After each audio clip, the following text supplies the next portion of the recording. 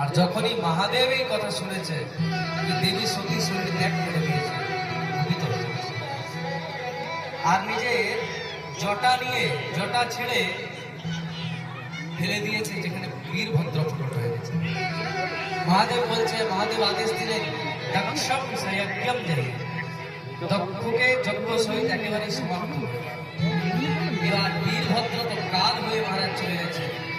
ভয়ানক কাল হয়ে বীরভদ্র যখন গেছে, ও লক্ষ লক্ষ ভূত তার সাথে, ভূত প্রেত দৌড় লাগাই দিয়েছে। এত ভয়ঙ্কর তুফান,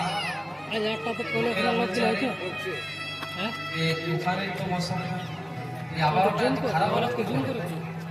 বলে আমাকে মনে হয় কোথাও ডাকাতি হচ্ছে বলে আমার কিছু কি হচ্ছে, ভাববে যে কি হচ্ছে না হচ্ছে, তার মধ্যে তো মহারাজ সে যজ্ঞতে চলে গেছে ভূত প্রেত, ভগবান পুত্র হয়ে